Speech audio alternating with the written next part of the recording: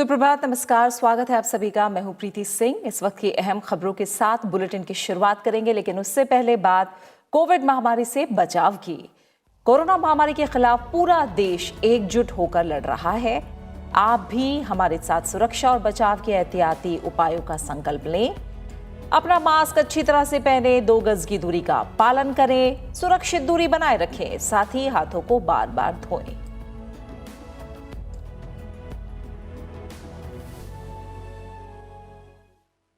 और आइए शुरुआत करते हैं मुख्य समाचारों के साथ। केंद्रीय मंत्री रामविलास पासवान का अंतिम संस्कार आज पटना में राजकीय सम्मान के साथ दी जाएगी अंतिम विदाई। केंद्र के प्रतिनिधि के तौर पर मौजूद रहेंगे कानून मंत्री रविशंकर प्रसाद।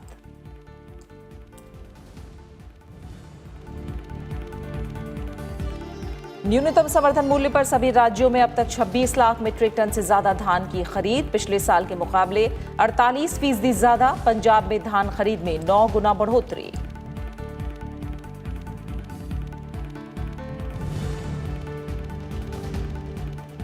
कोरोना संकट के बीच अच्छी खबर, 545 अरब 64 करोड़ 80 लाख डॉलर की रिकॉर्ड ऊंचाई पर पहुंचा देश का विदेशी मुद्रा भंडार।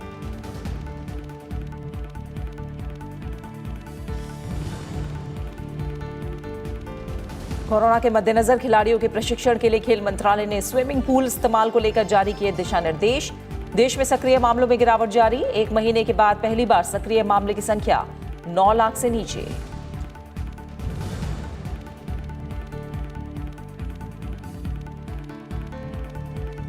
और सभी ग्रामीण परिवारों तक नल से जल मुहैया कराने वाला देश का पहला राज्य बना गोवा। केंद्रीय मंत्री गजेंद्र सिंह शेखावत ने कहा, देश में सभी को नल से पीने का पानी उपलब्ध कराना सरकार की प्राथमिकता।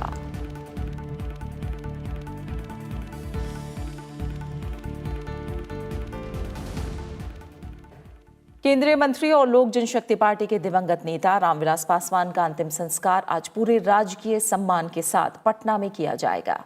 अंतिम संस्कार के समय उस जगह पर राष्ट्रीय ध्वज आधा झुका रहेगा।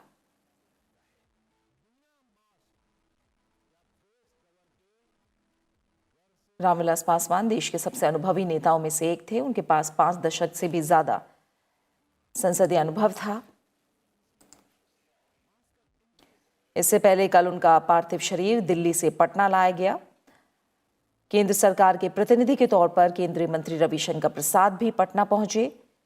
एयरपोर्ट पर मुख्यमंत्री नीतीश कुमार, उप मुख्यमंत्री सुशील कुमार मोदी, विधानसभा अध्यक्ष विजय चौधरी, विधान परिषद के सभापति अवधेश नारायण सिंह और नेता प्रतिपक्ष तेजस्वी यादव मौजूद रहे। एयरपोर्ट पर रामविलास पासवान के अंतिम दर्शन के लिए समर्थकों की भी बड़ी तादाद मौजूद थी। एयरपोर्ट से रामविलास पासवान के पार्थिव शरीर को बिहार विधानसभा लाया गया, जहां मुख्यमंत्री नीतीश कुमार समेत पक्ष विपक्ष के तमाम नेताओं ने रामविलास पासवान को श्रद्धांजलि अर्पित की। हम सब लोगों को दुख है। हम अपनी श्रद्धांजलि देते हैं और कामना करते हैं कि उनका काम लोग याद रखें और जिस तरह से लोगों के साथ उनका संपर्क था, हम समझते हैं कि आगे आने वाले समय में भी उनका जो संपर्क रहा है और उनकी जो भूमिका रही है, लोगों के साथ जो रिश्ते रहे हैं, उसको लोग नहीं भुलाएंगे।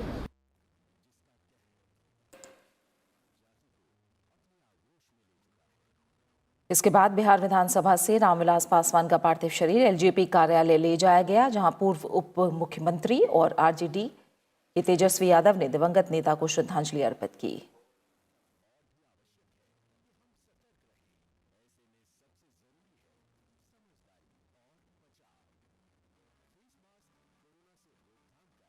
देश की राजनीति के जो धुरंधर जो रहे आदरणीय रामविलास पासवान जी, काफी केस हम सब लोगों को पहुंचा है।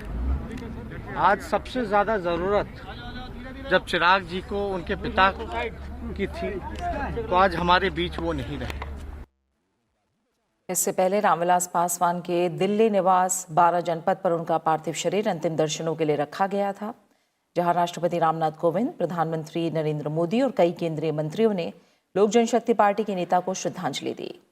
केंद्रीय मंत्री अमित शाह, राजनाथ सिंह, रविशंकर प्रसाद, प्रकाश जावड़ेकर, डॉक्टर हर्षवर्धन और गिरिराज सिंह ने भी दिवंगत नेता को उनके निवास पर जाकर श्रद्धांजलि दी। बीजेपी अध्यक्ष जगत प्रकाश नड्डा ने भी रामविलास पासवान को श्रद्धांजलि दी।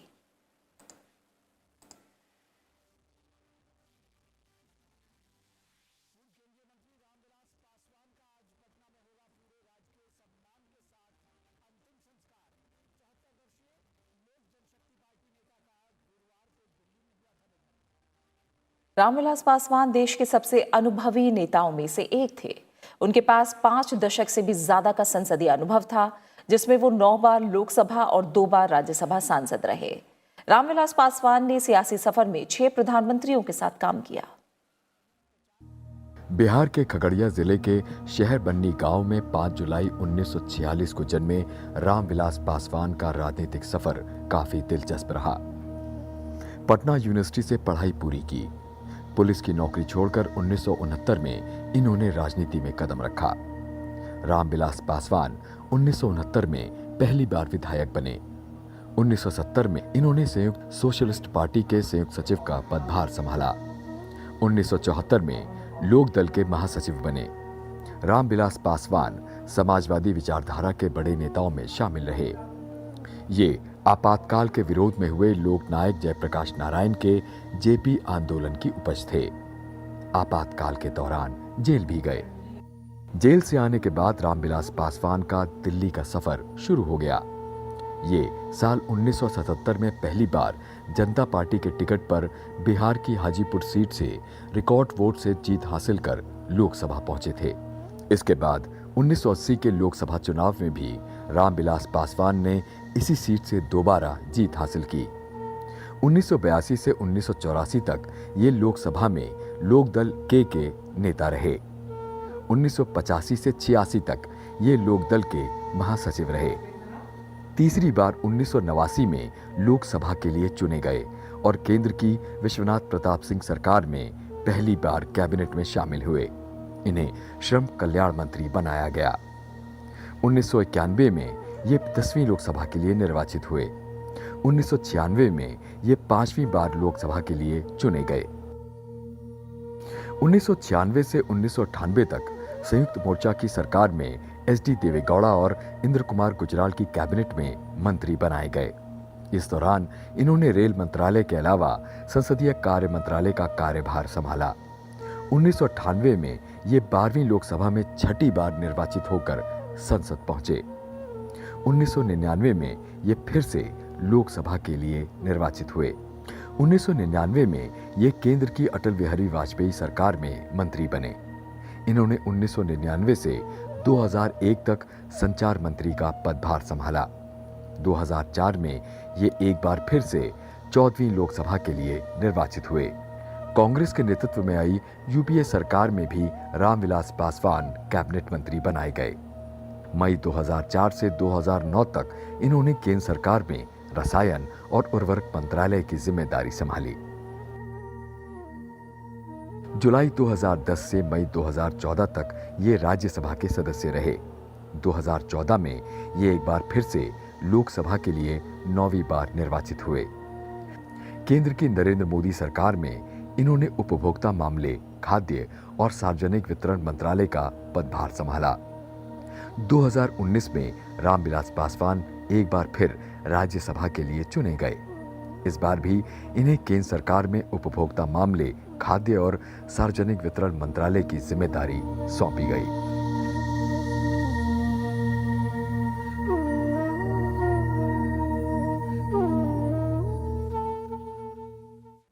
रामविलास पासवान के निधन के बाद केंद्रीय मंत्री पीयूष गोयल को उपभोक्ता मामले, खाद्य और सार्वजनिक वितरण मंत्रालय का अतिरिक्त प्रभार सौंपा गया है। राष्ट्रपति भवन ने शुक्रवार को एक प्रेस रिलीज जारी करके इसकी जानकारी दी। केंद्रीय मंत्री रामविलास पासवान के निधन के बाद ये पद खाली हो गया था। पीयूष गोयल के पास पहले से ही रेल मंत्रालय और वाणिज्य उद्योग मंत्रालय की जिम्मेदारी है।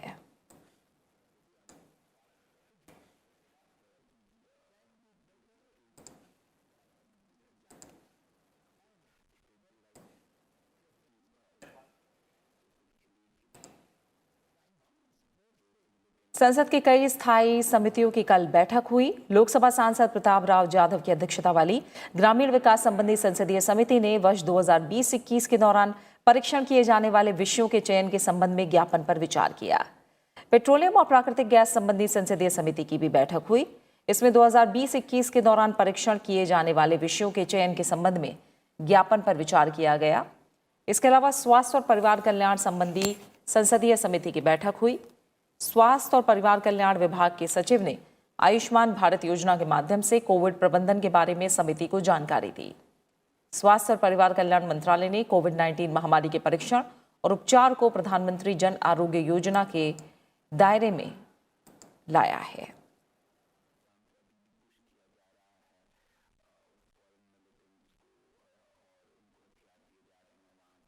ग्रामीण भारत में आमूल परिवर्तन लाने और करोड़ों भारतीयों को अधिकार संपन्न बनाने के लिए प्रधानमंत्री नरेंद्र मोदी रविवार को वीडियो कॉन्फ्रेंसिंग के जरिए स्वामित्व योजना के तहत प्रॉपर्टी कार्ड वितरित करने की शुरुआत करेंगे। इस वर्ष अप्रैल में शुरू की गई इस योजना का उद्देश्य गांव के संपत्ति धारकों को उनके मालिकाना हक के रिकॉर्ड के रूप में संपत्ति कार्ड उपलब्ध कराना है। देश भर में 4 साल में चरणबद्ध तरीके से इसे लागू किया जा रहा है और करीब 6,62,000 गांव को इसके दायरे में लाया जाएगा। स्वामित्व योजना पर अमल से करीब 1 लाख संपत्ति धारक अपने मोबाइल पर SMS लिंक के जरिए संपत्ति कार्ड डाउनलोड कर सकेंगे। इसके बाद संबंधित राज्य सरकारें भी छपा हुआ संपत्ति कार्ड लोगों को वितरित करेंगी। इस योजना के इस चरण के लाभार्थी देश के 6 राज्यों के 763 गांव से हैं।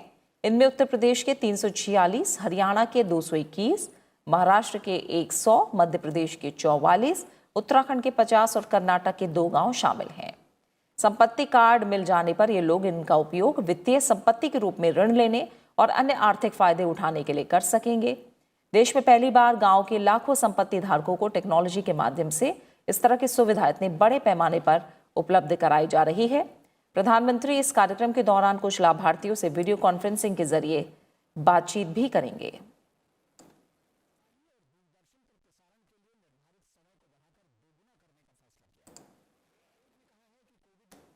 बाद बिहार विधानसभा चुनाव से जुड़ी खबरों की। बिहार विधानसभा चुनाव के दूसरे चरण के लिए अधिसूचना जारी होने के साथ 17 जिलों की 94 सीटों के लिए नामांकन दाखिल करने की प्रक्रिया कल शुरू हो गई है। इन 94 सीटों पर 3 नवंबर को मतदान होगा। दूसरे चरण के लिए 16 अक्टूबर तक नामांकन दाखिल किए जा सकेंगे और नामांकन पत्रों की जांच अगले दिन होगी। नाम वापस लेने की आखिरी तारीख 19 अक्टूबर है। दूसरे चरण में पटना और नालंदा को छोड़कर बाकी सभी जिले उत्तरी बिहार के हैं। इनमें सीतामढ़ी, शिवहर, मधुबनी, दरभंगा, मुजफ्फरपुर, गोपालगंज, सीवान, सारण, वैशाली, समस्तीपुर, बेगूसराय, खगड़िया, भागलपुर पूर्व और पश्चिम चंपारण शामिल हैं। वहीं पहले चरण के 71 विधानसभा सीटों के लिए कुल 1357 उम्मीदवारों ने नामांकन दाखिल किया है। नाम वापस लेने की अंतिम तिथि 12 अक्टूबर है। पहले चरण के लिए सबसे अधिक नामांकन गुरुआ सीट से हुआ और इस सीट से 29 उम्मीदवार चुनाव मैदान में हैं।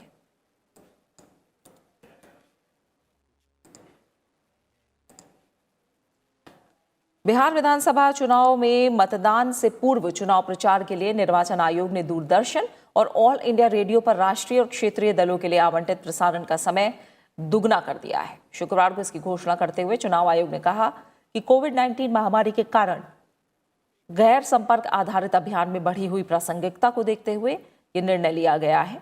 बिहार विधानसभा चुनाव के लिए मतदान 28 अक्टूबर, 3 नवंबर और 7 नवंबर को 3 चरणों में होने हैं।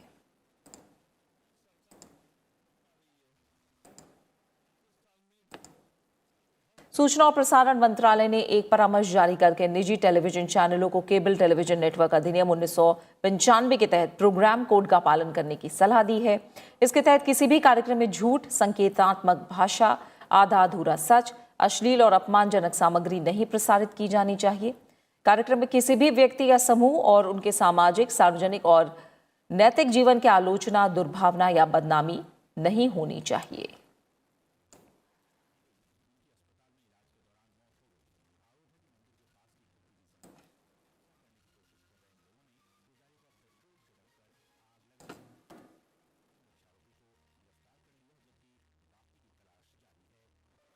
आरबीआई की मौद्रिक नीति समिति ने रेपो रेट की मौजूदा दर को बरकरार रखने का फैसला किया है।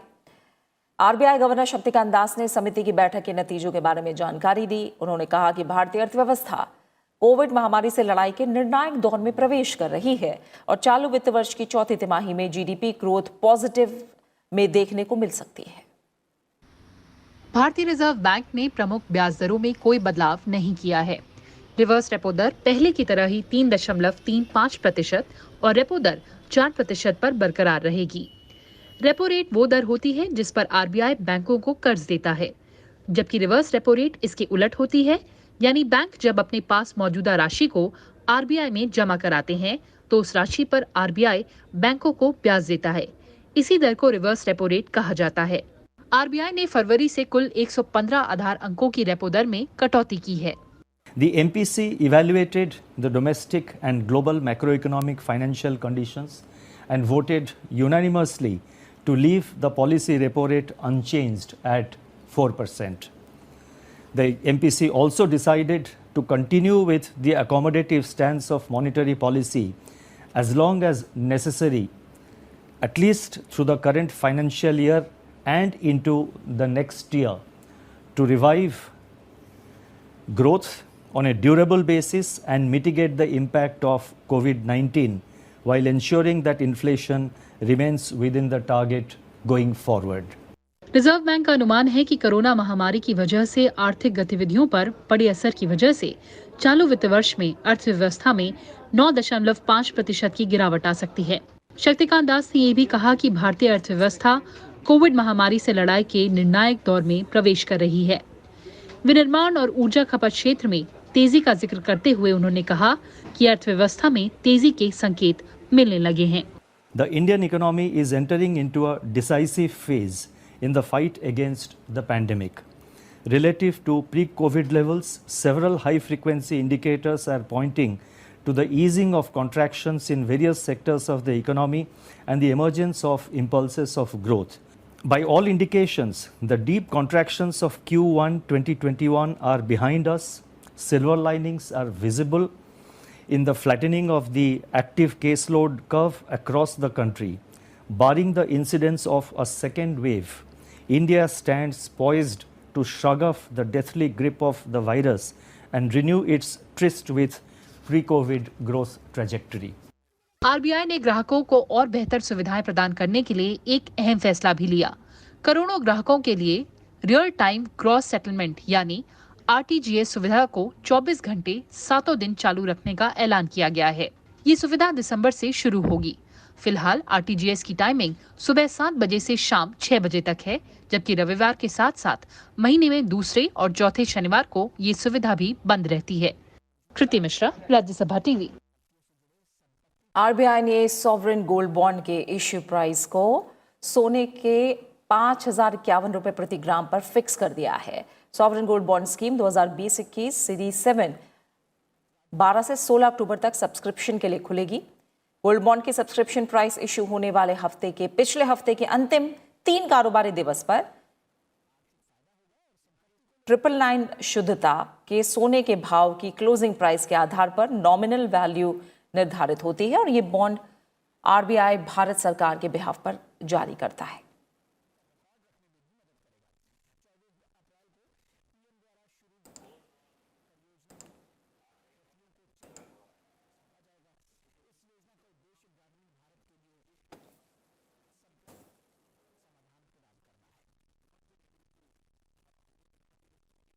बैंक अधिकारियों और वित्तीय विशेषज्ञों ने रेपो दर बरकरार रखने की भारतीय रिजर्व बैंक की नीतिगत घोषणा का स्वागत किया है। उनका कहना है कि इससे मुद्रास्फीति के प्रबंधन में मदद मिलेगी और आर्थिक वृद्धि का लक्ष्य हासिल किया जा सकेगा। वहीं भारतीय रिजर्व बैंक ने निर्यातकों को राहत देने के लिए स्वचालित तंत्र आधारित सतर्कता सूची को स्थगित करने का फैसला किया है।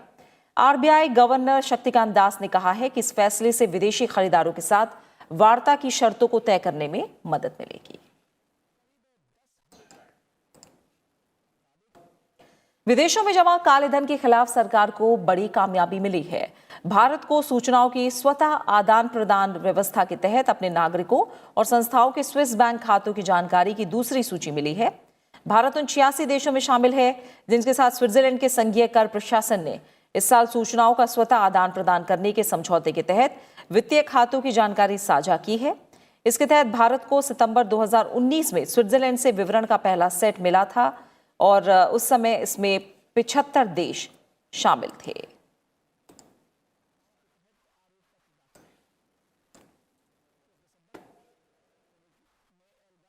न्यूनतम समर्थन मूल्य पर खरीफ फसलों की सरकारी खरीद जारी है। सभी राज्यों में धान की खरीद पिछले साल के 17.7 लाख मीट्रिक टन से बढ़कर इस साल अब तक 26 लाख मीट्रिक टन से ज्यादा हो गई है, जो बीते साल के मुकाबले 48% ज्यादा है।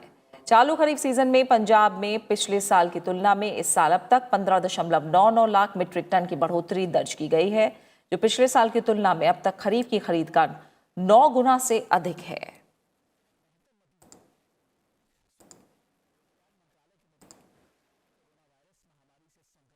कोरोना महामारी के मद्देनजर युवा मामले और खेल मंत्रालय ने स्विमिंग पूल में खिलाड़ियों के प्रशिक्षण के लिए एसओपी जारी किया है। एसओपी के मुताबिक केंद्र के मुख्य कोच ये सुनिश्चित करेंगे कि सभी दिशा निर्देशों का सही तरह से पालन हो। ओलंपिक आकार के स्विमिंग पूल में किसी एक विशेष सत्र में अधिकतम 20 तैराक भाग ले सकते हैं। इसके अलावा तैराकों को अनिवार्य स्वयं घोषणा करनी होगी और स्थानीय प्रशिक्षुओं को परिसर में घुसने से पहले कोविड-19 की नेगेटिव रिपोर्ट देनी होगी। एसओपी के अनुसार 50 मीटर और 10 लेन के आकार के स्विमिंग पूल में अधिकतम 20 तैराक, जबकि 25 मीटर और 8 लेन वाले स्विमिंग पूल में 16 तैराक भाग ले सकते हैं।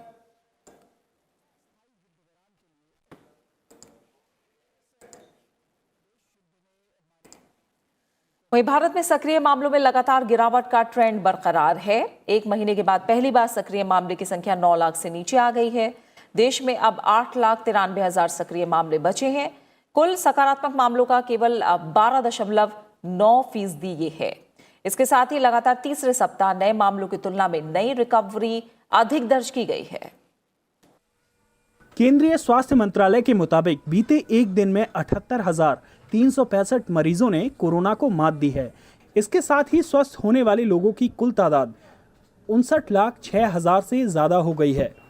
हालांकि पिछले 24 घंटे के दौरान कोविड-19 के 70,000 से ज्यादा नए मामले सामने आए हैं।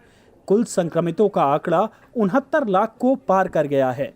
कोरोना संक्रमण से पिछले 24 घंटे में 964 लोगों की मौत हुई है। अब तक 1,06,490 लोगों की जान कोरोना से जा चुकी है।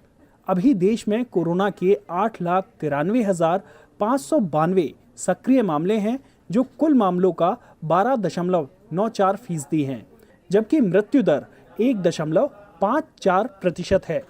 आईसीएमआर के मुताबिक गुरुवार को 11.5 लाख नमूनों का परीक्षण किया गया। अब तक कुल 8,46,34,680 नमूनों का परीक्षण किया गया है। Bureau report, Rajya Sabha TV.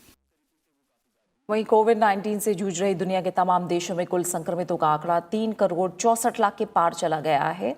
एक तरफ जहां संक्रमितों के आंकड़े बढ़ रहे हैं, उसी तरफ मौतों के आंकड़े भी स्थिर नहीं बल्कि बढ़ते जा रहे हैं। शुक्रवार तक ये आंकड़ा 10,60,869 हो गया। ये जानकारी अमेरिका की यूनिवर्सिटी जॉन हॉपकिंस ने डेटा जारी करके दी है। इसके अनुसार दुनिया में सबसे बुरा हाल अमेरिका का है। शुक्रवार सुबह तक दुनिया में कुल 3 करोड़ से ज्यादा लोग संक्रमित हुए। वहीं अमेरिका में 76 लाख से ज्यादा लोग संक्रमित हैं और मरने वालों की संख्या 2 लाख के पार है। आंकड़ों के मुताबिक ब्रिटेन, रूस, स्पेन और फ्रांस में पिछले 3 दिनों से लगातार 10,000 से अधिक नए केस सामने आ रहे हैं। संक्रमण के आंकड़ों को देखते हुए भारत दूसरे स्थान पर है। यहां संक्रमण के कुल मामले 68 लाख से ज्यादा है, जबकि देश में मौत का आंकड़ा 1 लाख के पार है।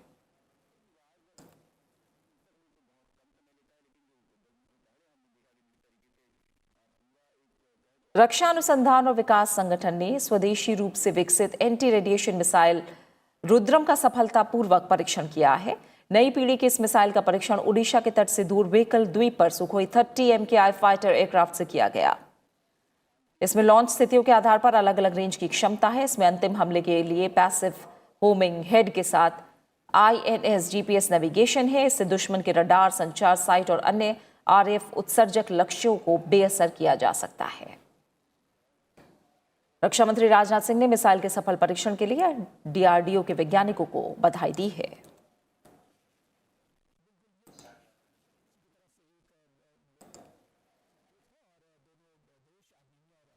विदेश मंत्री एस जयशंकर ने अफगानिस्तान सरकार के मुख्य शांति वार्ताकार अब्दुल्ला अब्दुल्ला को भरोसा दिया है कि अफगानिस्तान की शांति, समृद्धि और स्थायित्व के लिए भारत हर संभव मदद करेगा। विदेश मंत्री एस जयशंकर की दिल्ली के हैदराबाद हाउस में अफगानिस्तान की शांति के मुख्य वार्ताकार डॉक्टर अब्दुल्ला अब्दुल्ला के साथ कल बैठक हुई। इस दौरान दोनों नेताओं ने हाल में हुई घटनाओं पर विचार किया। अफगानिस्तान सरकार और तालिबान के बीच चल रही बातचीत की स्थिति पर भी चर्चा हुई। वहीं कल हुई इस बातचीत के बाद विदेश मंत्री ने आश्वासन दिया कि अफगानिस्तान की शांति प्रक्रिया के निष्कर्ष के रूप में भारत अफगानियों के नेतृत्व में और उसके नियंत्रण में रहने वाली सरकार की स्थापना चाहता है, जिसे सभी अफगान नागरिक स्वीकार करें।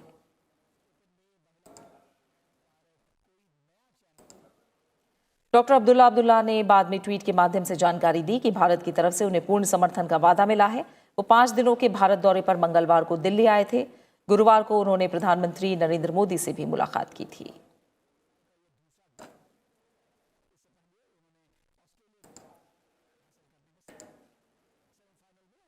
गोवा अपने ग्रामीण क्षेत्रों में 100% घरों को कनेक्शन मुहैया कराने वाला देश का पहला राज्य बन गया है। जल शक्ति मंत्रालय ने शुक्रवार को ये जानकारी देते हुए बताया कि जल जीवन मिशन के तहत 2,30,000 ग्रामीण घरों को पाइप से जलापूर्ति की सुविधा मिल गई है। सरकार के जल जीवन मिशन का लक्ष्य साल 2024 तक सभी गांवों को पाइप से पानी मुहैया कराना है। जल शक्ति मंत्रालय ने कहा है कि गोवा देश में पहला हर घर जल राज्य का गौरव हासिल कर चुका है। केंद्रीय मंत्री गजेंद्र सिंह शेखावत ने कहा कि देश में सभी को नल से पीने का पानी उपलब्ध कराना सरकार की प्राथमिकता है।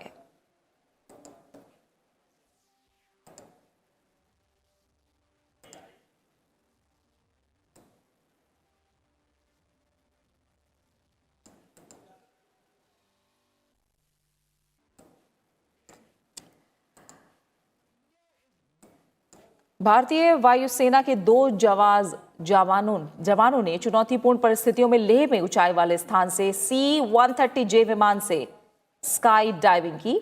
वायुसेना ने एक बयान में बताया कि विंग कमांडर गजानन यादव और वारंट अधिकारी A.K. तिवारी ने 8 अक्टूबर को वायुसेना के 88वें स्थापना दिवस पर लेह के खारदुंगला दर्रे में ये करतब दिखाकर रिकॉर्ड बनाया। वायुसेना ने कहा है कि ये स्काई डाइव करके सबसे अधिक ऊंचाई पर उतरने का नया रिकॉर्ड है। खारदुंगला दर्रे 17,982 फुट की ऊंचाई पर है। वायुसेना ने कहा है कि ऐसी ऊंचाइयों पर उतरना निम्न वायु घनत्व, कम ऑक्सीजन और दुर्गम पहाड़ी क्षेत्र के कारण बेहद चुनौतीपूर्ण है।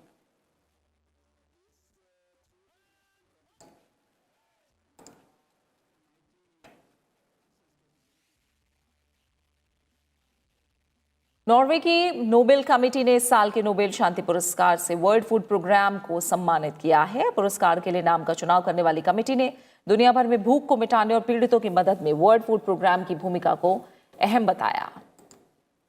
साल 2015 में भूख मिटाने को संयुक्त राष्ट्र के सतत विकास लक्ष्यों में शामिल किया गया था और इस लक्ष्य को साकार करने के लिए WFP ने संयुक्त राष्ट्र की प्रमुख एजेंसी की तरह काम किया। साल 2019 में WFP ने 88 देशों में करीब 100 मिलियन लोगों को सहायता पहुंचाई। गृह युद्ध और प्राकृतिक आपदाओं जैसे आपात स्थितियों में काफी सक्रिय इस संस्था का कोरोना के दौर में महत्व और ज्यादा बढ़ गया है। इस साल नोबेल शांति पुरस्कार का सम्मान पाने के लिए 300 से भी अधिक व्यक्तियों और संस्थाओं को नामांकित किया गया था।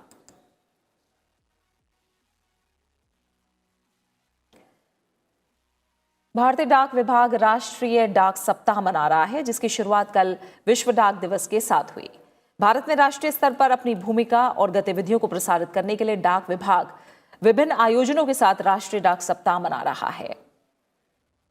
राष्ट्रीय डाक दिवस मनाने का उद्देश्य लोगों और व्यवसायों के बीच डाक विभाग की भूमिका और देश के सामाजिक और आर्थिक विकास में इसके योगदान के प्रति जागरूकता फैलाना है।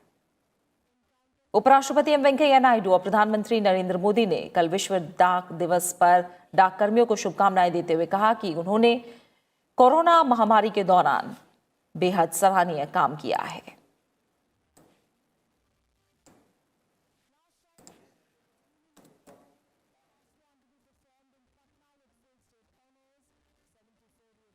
और इसी के साथ फिलहाल इस बुलेटिन में इतना ही, लेकिन चलते चलते एक बार फिर आपसे अपील।